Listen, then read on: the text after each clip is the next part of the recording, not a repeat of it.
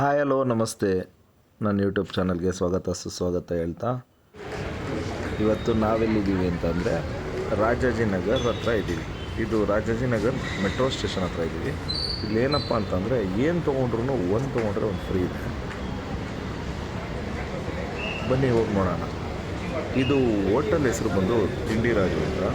But offer ಅಂತೂ ಎಲ್ಲ ಕಡೆ ನೋಡಿರ್ತೀರ, ಯಾವ್ದಾರ ಒಂದು ಐಟಮ್ಗೆ ಒಂದು ತೊಗೊಂಡ್ರೆ ಒಂದು ಫ್ರೀ ಕೊಡ್ತಾರೆ. ಬಟ್ ಇಲ್ಲಿ ಇರುವಂಥ ಎಲ್ಲ ಮೆನುವಲ್ಲಿ ಇರುವಂಥ ಮೆನು ಏನು ನೋಡ್ತಾ ಇದ್ದೀರಲ್ಲ, ಕಾಫಿ ತೊಗೊಂಡ್ರು ಕೂಡ ಒಂದು ತೊಗೊಂಡ್ರೆ ಒಂದು ಫ್ರೀ ಇರುತ್ತೆ.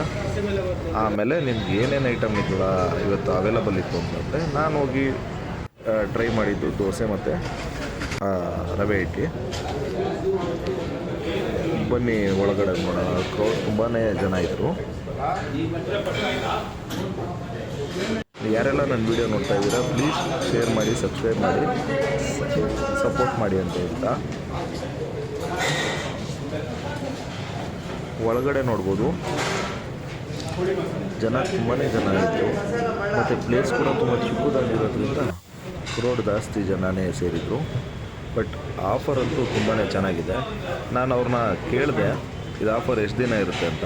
ಅವ್ರು ಹೇಳಿದ್ರು ಎಷ್ಟು ದಿನ ಇರುತ್ತೆ ಅಂತ ನಮಗೂ ಗೊತ್ತಿಲ್ಲ, ಕ್ರೌಡ್ ಬರೋದ ಮೇಲೆ ಡಿಪೆಂಡ್ ಆಗುತ್ತೆ ಅಂತ. ನೀವು ನೋಡಿ ಇಲ್ಲಿ ನೋಡ್ತಾ ಇದ್ದೀರಲ್ಲ, 123 ರುಪೀಸ್ ಆಯಿತು ಮಸಾಲೆ ದೋಸೆ. ಬಟ್ ಒಂದು ತೊಗೊಂಡ್ರೆ ಒಂದು ಫ್ರೀ ಇತ್ತು. ಜಸ್ಟ್ ಒಂದು ಮಸಾಲೆ ದೋಸೆ 65 ರುಪೀಸ್ ಆಯಿತು. ಆ್ಯಂಡ್ ರವೆ ಇಡ್ಲಿ ಕೂಡ ಒಂದು 55 ರುಪೀಸು. ಬಟ್ ಒಂದು ತೊಗೊಂಡ್ರೆ ಇನ್ನೊಂದು ರವೆ ಇಡ್ಲಿ ಫ್ರೀ ಇತ್ತು. ಬಟ್ ಟೇಸ್ಟು ಕೂಡ ತುಂಬಾ ಚೆನ್ನಾಗಿತ್ತು. ನಾನು ರವೆ ಇಡ್ಲಿ ಟ್ರೈ ಮಾಡಿದೆ, ಸಾಗು ಮತ್ತು ಚಟ್ನಿ ಜೊತೆ ತುಂಬಾ ಚೆನ್ನಾಗಿ ಟೇಸ್ಟ್ ಆಗಿತ್ತು.